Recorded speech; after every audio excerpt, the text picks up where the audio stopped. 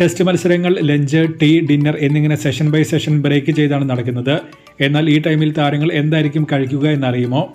Normally cricket താരങ്ങളുടെ diet എപ്പോഴും അവരുടെ ഫിറ്റ്നസ് ലെവലും പേഴ്സണൽ പ്രിഫറൻസും ആശ്രയിച്ചായിരിക്കും ഇരിക്കുന്നത്.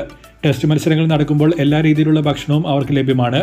എങ്കിലും ഹെവി അല്ലെങ്കിൽ ഗ്രീസി ആയിട്ടുള്ള ഭക്ഷണം മത്സരത്തിന്റെ സമയത്ത് താരങ്ങൾ കഴിക്കാറില്ല. ഫാറ്റ് കുറഞ്ഞ കാർബോഹൈഡ്രേറ്റ്സ് കൂടുതലുള്ള ഭക്ഷണ സാധനങ്ങളായിരിക്കും താരങ്ങൾ പ്രിഫർ ചെയ്യുന്നത്. കാരണം ഒരു ഫുൾ ഡേ ബാറ്റിംഗോ അതോ ഫീൽഡിങ്ങോ ചെയ്യേണ്ടി വന്നിട്ടുണ്ടെങ്കിൽ എനർജിയാണ് അവർക്ക് കൂടുതലായി ആവശ്യമായി വരിക. ബ്രേക്ക്ഫാസ്റ്റിന് ഫ്രൂട്ട്സ്, സാൻഡ്വിച്ചസ്, ജ്യൂസ്, യോഗേർട്ട് എന്നിവയാണ് നോർമലി കഴിക്കുന്നത്. ലഞ്ച് ബ്രേക്കിന് ഫീൽഡ് ചെയ്യുന്ന താരങ്ങൾ കാർബ്സ് കൂടിയ ഭക്ഷണ സാധനങ്ങളും അന്നത്തെ ദിവസം ബാറ്റ് ചെയ്യാൻ ഇറങ്ങാൻ സാധ്യതയില്ലാത്തവർ അവർക്ക് ഇഷ്ടമുള്ള ഭക്ഷണവുമായിരിക്കും കഴിക്കുന്നത്.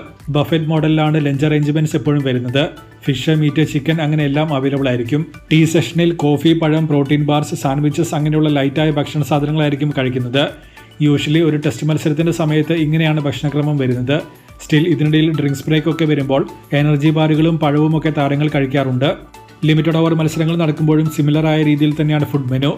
ഡേ നൈറ്റ് മാച്ചസ് നടക്കുമ്പോൾ ഫീൽഡിംഗ് ടീം ലഞ്ച് കഴിച്ചതിന് ശേഷം ഫീൽഡിംഗിൽ എത്തുമ്പോൾ ബാറ്റിംഗ് ടീം മാച്ച് നടക്കുന്നതിനിടയിലായിരിക്കും ഭക്ഷണം കഴിക്കുന്നത്.